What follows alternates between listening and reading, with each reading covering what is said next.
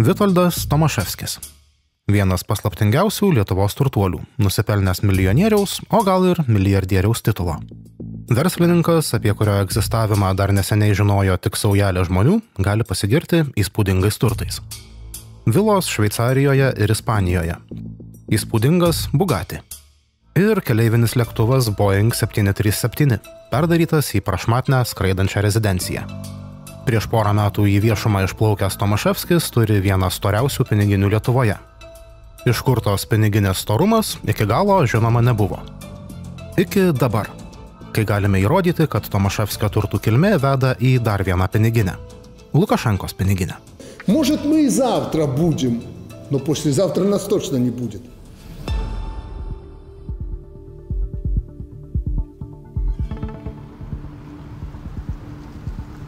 Mažiausiai 10 milijardų eurų. Apie tokius pinigus sukasi naujausias sienos tyrimas, kurį įgyvendinama kartu su ekstremistais ir teroristais. Taip Aleksandro Lukašenkos režimas tituluoja Belarusian Investigative Center ir Kiberpartizanus. Dvi Baltarusijos pilietinės visuomenės organizacijas, kurios padėjo atskleisti ne vieną režimo korupcijos atvejį ir dėl to tapo nuosavos valstybės priešėmis. Taigi įsitaisykite patogiai, nes žurnalistai, ekstremistai ir teroristai jums papasakos neeilinę istoriją. Ši istorija sukasi apie juodąjį auksą, naftą ir jos produktus. Ir apie milijardinį verslą, kurio didžiausias turtas jo savininko Vitoldo Tomaševskio ryšiai. Visų jo ryšių sužinoti neįmanoma, bet be menkiausios abejonės galime įrodyti, kad jis susijęs su buvusia ir esama Baltarusijos diktatoriaus aplinka. O taip pat su Arūnu Pukeliu, daugeliui žinomu kaip Švinius. Narpliodami Tomaševskio turtų kilmę, nagrinėjome nutekintus duomenis iš Baltarusijos režimo tarnybų. Vartėme šimtus puslapių dokumentų, tiek viešų, tiek paslėptų per offshorinių įmonių tinklus. Ir apsilankėme vietoje su labai specifiniu kvapu. Kvepia dideliais pinigais. Bet pradėkim nuo vieno Mercedeso. 2011 m. birželis. Lietuvos Baltarusijos sieną kerta prabangus Mercedes GL 450. Kiberpartizanų gauti duomenys rodo, kad Mercedese sieną kirto 2 Lietuvos piliečiai. Pirmas, tuomet mažai kam žinomas Vitoldas Tomaševskis, kurio turtus ir egzistavimą prieš porą metų atskleidė portalas 15 min. Antras Mercedeso keleivis Arūnas Pukelis, žinomas tiek dėl kriminalinės praeities, tiek dėl verslo santykių su Jurijumi Čyžu, kuris tuomet buvo tituluojamas Lukašenkos piniginė. Pukelis šio pasivažinėjimo neprisimena, bet pažintį su Tomaševskiu jis patvirtino. Paslaptingą turtuolį jis vadina savo draugu. Kodėl aš turėčiau pasakoti, kodėl aš esu pažįstamas, ką aš veikiu, ką aš darau, jūs man paaiškinkite. Taip, aš į jūs kreipiuosi kaip į buvusį Jurijaus Čyžo verslo partnerį. Taip. Tai norėjau pasiteiraut, galbūt būtent per Čyžą jūs esat su panu Tomaševskiu pažįstami? Aš dar sykį jums kartuoju, kodėl aš jums turėčiau pasakoti, su kuo aš esu pažįstamas, ką aš veikiu, ką aš darau ir taip toliau. Čia yra kas yra, čia prieštarauja įstatymui, pažįsti kokie teisės aktai. Tiesiog norėjau duoti jums laisvai tikrai pasirinkti, neverčiu. Jeigu norit papasakoti apie jūsų pažintį su ponu Tomaševskiu, tai galite, jeigu nenorit jūsų pasirinkimas. Dar sykį sakau, aš apie savo draugus, apie žmonės, kuriais aš bendrauju, dakanus, aš su nieko nekalbu. Teisingai suprantu, kad ponas Tomaševskis jūsų draugas? Ar jūs girdit mane, kad aš apie savo žmonės, apie savo draugus, aš nieko nekalbu. Netrukus po pasivažinėjimo su Šviniumi, Tomaševskis sėdo į privatų lėktuvą su Aleksejumi Aleksinu, žmogumi, kuriam Lukašenkos piniginės titulas priklauso dabar. Tiek su Čyžu, tiek su Aleksinu Tomaševskis skraidė ne kartą ir ne 2. Bet paslaptingą Lietuvos verslininką ir 2 Lukašenkos piniginės sieja ne tik skrydžiai ar bendri verslai, kuriuos Tomaševskis ir Čyžas kartu valdė Baltarusijoje. Šią trijulę sieja ir milijardinė prekybos operacija, vykusi tuo metu, kai Baltarusija užsiėmė savo sąjungininkų apgaudinėjimu, o vienai iš Lukašenkos piniginių pritaikytos sankcijos. Būtent tuomet su Tomaševskiu susiję milijardai keliavo per Singapūrą, Kiprą ir Šveicariją. Bet iš pradžių apsilankykime elitinėme Vilniaus verslo kvartale.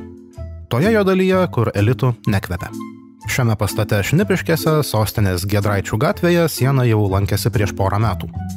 Tuomet nagrinėjome Aleksejaus Aleksino pėdsakus Lietuvoje ir nustatėme, kad būtent čia buvo įsteigtas lietuviškas Baltarusijos oligarcho verslas. Pagal numeraciją įtarčiau, kad 7 butas buvo kažkur čia.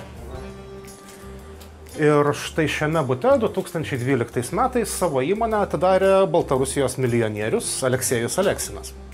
Įmonė vadinosi Lexi Ventures. Kodėl ponas Aleksinas pasirinko būtent šį verslo inkubatorių, būtų labai įdomu sužinoti. Sienos ir partnerių iš Baltarusijos tyrimas galiausiai privedė prie Aleksino įtraukimo į tarptautinius sankcijų sąrašus, pakrikštijant jį Lukašenkos piniginę. O dabar atėjo laikas sugrįžti į šnipiškių verslo inkubatorių. 2008 metais Giedraičių gatvės 2 namo 7 bute įsikūrė bendrovė Juminus. Iš pradžių įmonė turėjo veikti kaip holdingas ir kontroliuoti kitus verslus. Tačiau jau netrukus Juminus pakeitė ir adresą, ir pavadinimą, ir veiklos profilį. 2009 metais įmonė persikėlė į kur kas geresnį adresą – Vilniaus vartų verslo kompleksą. Persikrikštijusi naujų pavadinimų One Energy, įmonė pasuko į energetiką. Jau 2010 metais One Energy turėjo ir licenciją prekybai elektros energiją. Finansiniai dokumentai rodo, kad šios veiklos įmonė taip ir nepradėjo vystyti. Tačiau nuo energetikos ji nenutolo. Jau netrukus One Energy pasuko į naftos sektorių. Kaip tai susiję su paslaptingu turtuoliu Vitoldu Tomaševskiu, netrukus paaiškinsime. Bet prieš tai nusikelkime į netolimą praeitį ir netolimą užsienį.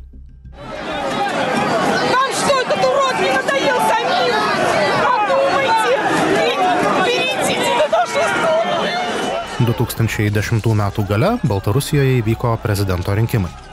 Rezultatas toks kaip visada. Triuškinanti diktatoriaus Lukašenkos pergalė, protestai, taikių žmonių mušimas, opozicijos ir aktyvistų sodinimas į kalėjimus. Jau netrukus ES ėmėsi reaguoti sankcijomis.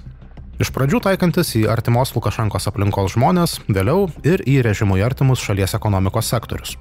Bet Lukašenkos režimas turėjo sąjungininkę – Rusiją, kuri maitino Baltarusijos ekonomiką pigiais energetiniais ištekliais.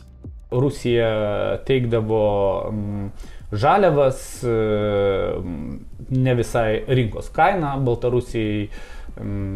Baltarusija apdorodavo visą šitą žaliavą ir po to užsidėdavo savo antkainį ir perpardavinėdavo tai jau kitoms šalims, kitiems gavėjams. Ir iš principo tai karts nuo karto sukeldavo pyktį ir tam tikrų Rusijos verslininkų, kodėl mes to negalėtume užsiimti, bet bendrai tai buvo matoma kaip tam tikra subsidijų forma Baltarusijos režimui.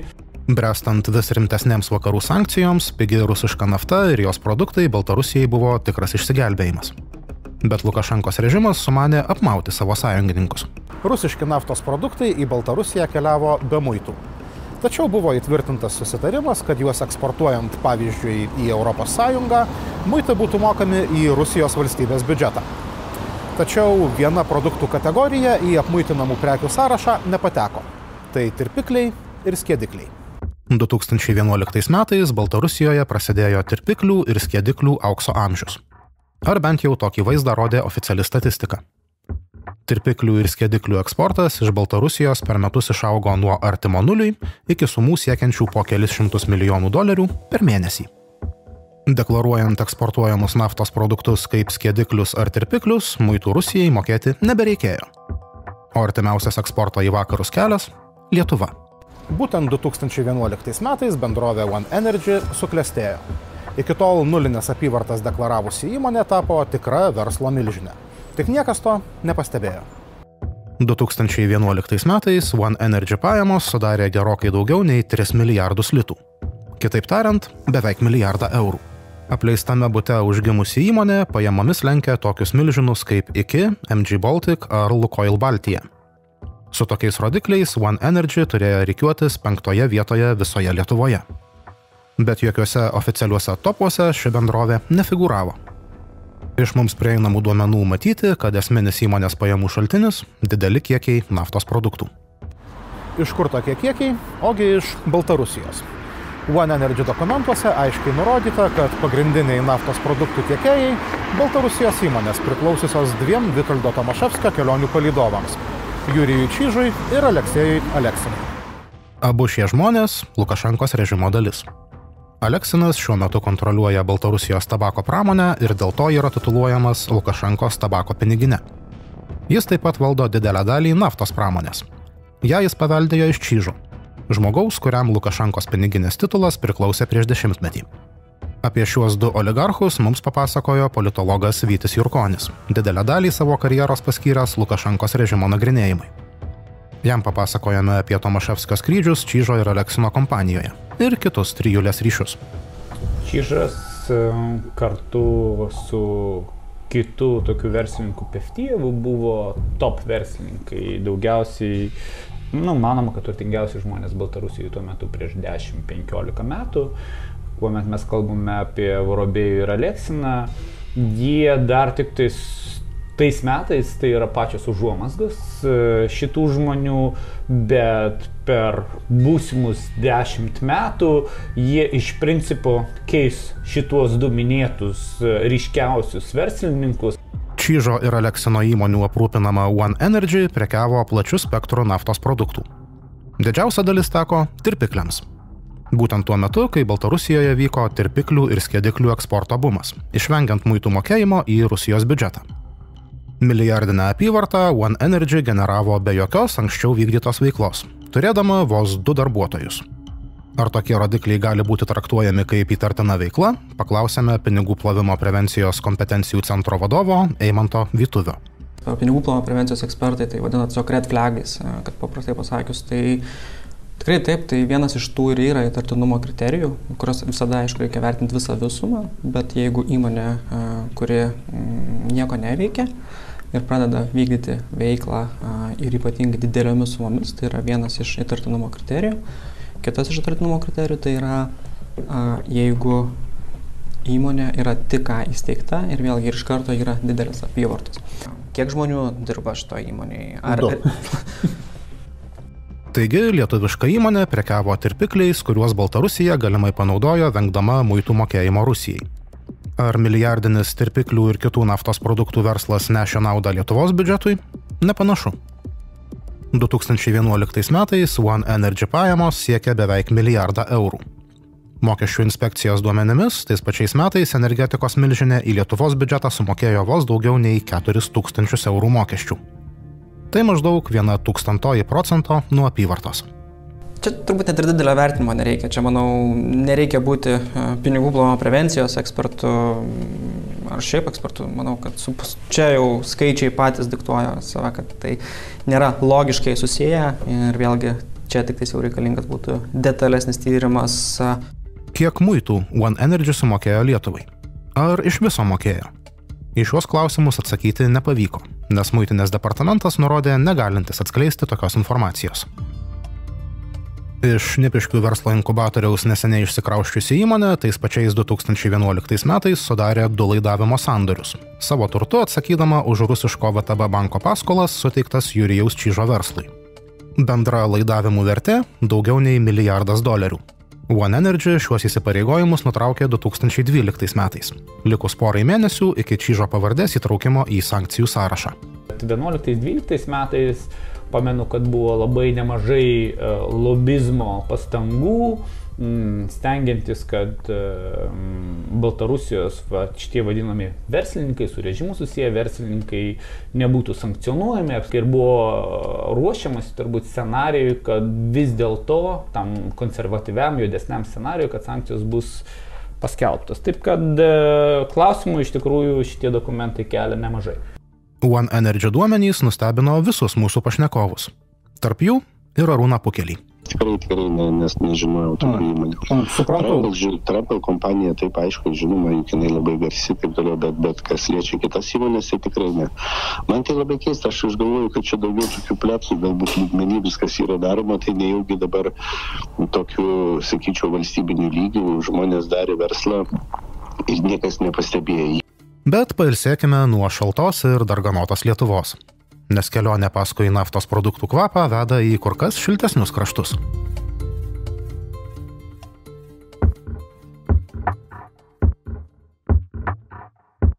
One Energy dokumentai rodo, kad didelė dalis per Lietuvą plaukusių baltarusiškų naftos produktų buvo parduodama į Kiprą.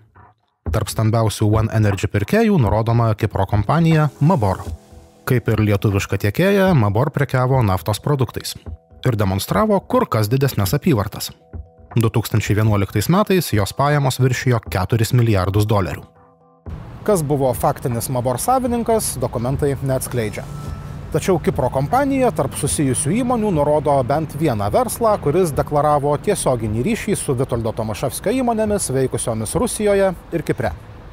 2011 m. vasarą Tomaševskis įsteigė ir nuosavą prekybos naftos produktais verslą. Singapūre įkurta bendrovė Savoil taip pat žaibiškai suklestėjo, apyvartomis pralenkdama visus iki šiol minėtus verslus. Nutekėjusiuose Pandora Papers duomenyse radome dokumentą, kuriame būtent Savoil įvardyjama kaip esminis Tomaševskio kapitalo šaltinis. Bet pagrindinis įmonės turtas ne infrastruktūra, investicijos ar įrengimai, o pats Tomaševskis. Dokumente nurodoma, kad Savoil turėjo sąskaitą elitinėme Šveicarijos banke Credit Suisse. Didžiausias Savoil turtas – jos savininko žinios, patirtis ir kontaktai. Taip.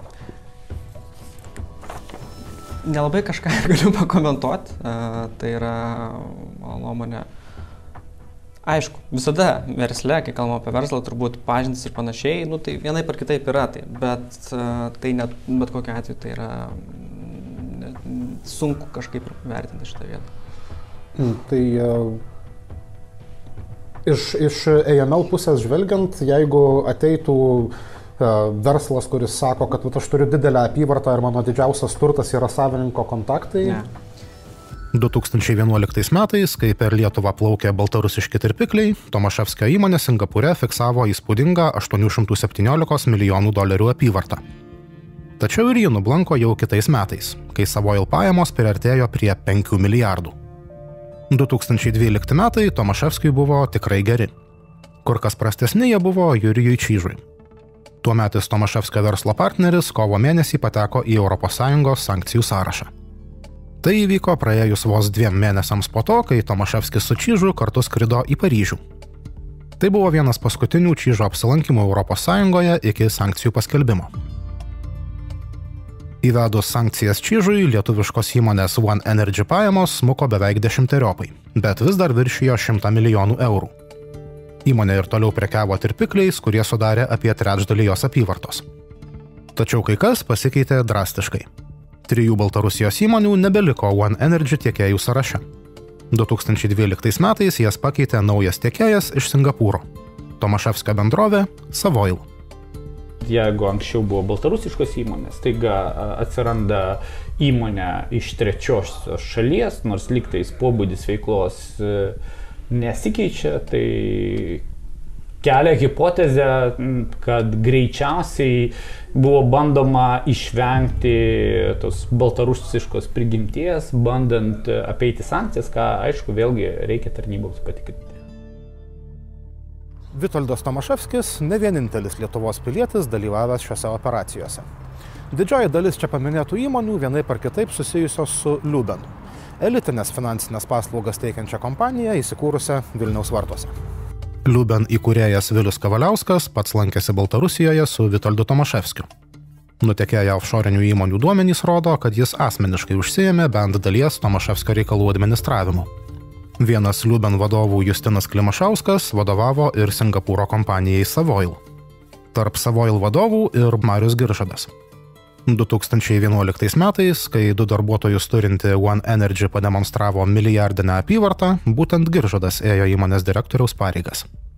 Giržadas su partneriu taip pat valdo Vilniuje veikiančią įmonę Lexi Ventures. Jo partneris šiame versle – Lukašenkos piniginė Aleksejus Aleksinas. Prasidėjus Rusijos karui prieš Ukrainą, Liuben reiškė paramą agresiją patyrusiai šaliai. Įmonė aktyviai įsitraukė į Ukrainos palaikymui skirtą labdaros kampaniją. Tačiau mūsų surinkti duomenys rodo, kad Liuben žmonės tiesiogiai dalyvavo verslo operacijose, kurios nešė naudą veikėjams tiesiogiai susijusiems su Aleksandru Lukašenka. Žmogumi, kuris savo šalį pavertė placdarmu Ukrainos užpuolimui.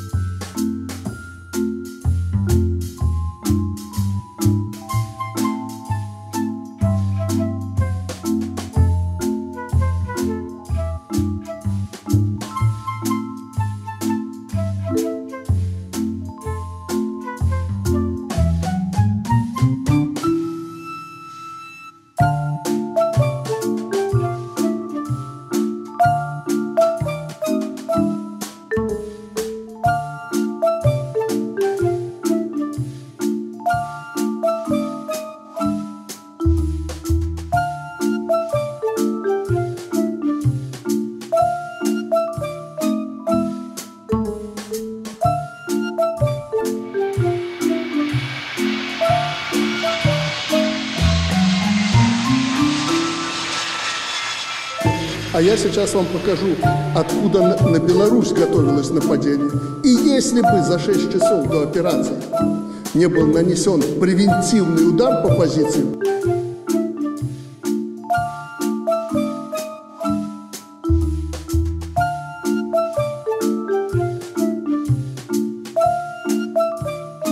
а я сейчас вам покажу, откуда на Беларусь готовилось нападение. И если бы за 6 часов до операции, сейчас вам покажу, откуда на Беларусь готовилось нападение. И если бы за 6 часов до операции не был нанесен превентивный удар,